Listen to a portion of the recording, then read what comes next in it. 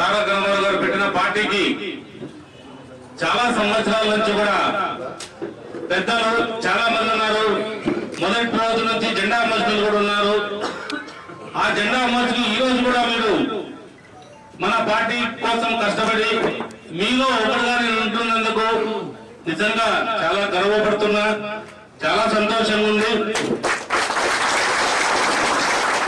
నందమూరి తారక రామారావు గారు స్థాపించారంటే ఈ రోజు మన కళ్యాణదుర్గం నియోజకవర్గంలో పార్టీ కోసం ఏ రోజు పార్టీ పెట్టారో ఆ రోజు నుంచి కూడా ఈ రోజు వరకు కూడా చాలా మంది నాయకులు, అందరూ నాయకులు, చాలా మంది నాయకులు అనడం కన్నా అందరూ నాయకులు కూడా కలిసిమెలిసి ఈ రోజు ఉండడం, పార్టీ కోసం కుల మతాలకు అతీతంగా కూడా కష్టపడడం నిజంగా మనందరూ ముఖ్యంగా నా అదృష్టం.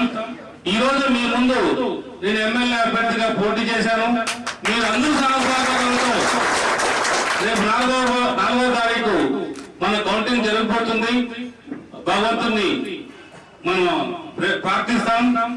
రాబోయే ఎన్నికల్లో చంద్రబాబు నాయుడు గారిని ముఖ్యమంత్రిగా చేసుకోవడం, ఈ పార్టీకి వ్యవస్థాపకుడైన నందమూరి తారక రామారావు గారికి ఆ రోజు నిజమైన నివాళుల్ని అర్పించే విధంగా అన్ని విధాలు కూడా ఏదైతే మీరు నన్ను ఈ విధంగా మీరు ఆశీర్వదించి మీలో ఒకటిగా చూసుకున్నందుకు, ఎప్పుడు కూడా పార్టీకి రాబోయే కాలంలో కూడా నేను ద్రోహం గాని అన్యాయం గాని కార్యకర్తలకు కానీ నాయకులకు కానీ ఎప్పుడు కూడా చేయను. ఎప్పుడు మీకు అండదండలుగా పార్టీ కోసం ఇన్నేళ్లు నందమూరి తారక రామారావు గారు స్థాపించే పార్టీకి మీరు ఏ విధంగా అయితే మీరు కష్టపడి ఈ రోజు ఉన్నారు, రాబోయే కాలంలో మీకు మీ ఇంటి బలంగా నేను ఉంటాను.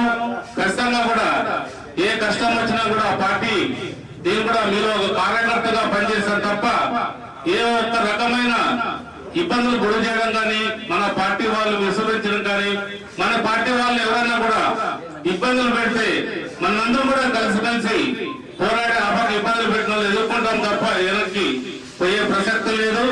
వాళ్ళని అన్ని విధాలు కూడా ఎదుర్కొని మన పార్టీ కుటుంబ సభ్యులందరూ కాపాడుకోవాల్సిన బాధ్యత మన అందరిపైన ఉంటుంది. కాబట్టి మీరు ఒకటే, మీరు నన్ను ఇన్ని రోజులు కష్టపడి గత 3 నెలలుగా ఎండలు అనుకోకుండా వానలు లేవు అనుకోండి, ఇప్పుడే వచ్చాయి ఎండల్లో తిరిగి కష్టపడి మన పార్టీ కోసం ప్రతి ఒక్కరు కూడా ఎక్కడ పోయినా మనం అందరూ తెలియజేస్తున్నారు, గెలుపుబాటులో పయనిస్తున్నామని.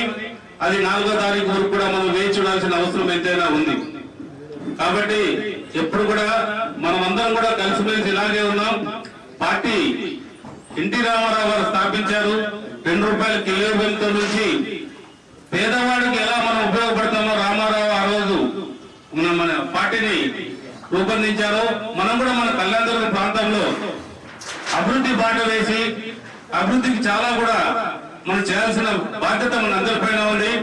ఖచ్చితంగా ఆ బాధ్యతను మీరందరూ కూడా నా పైన పెట్టడం, ఆ బాధ్యతని సక్రమంగా నిర్వహిస్తారని మీ అందరూ తెలియజేస్తూ ఈ అవకాశం ఇచ్చిన మీ అందరూ కూడా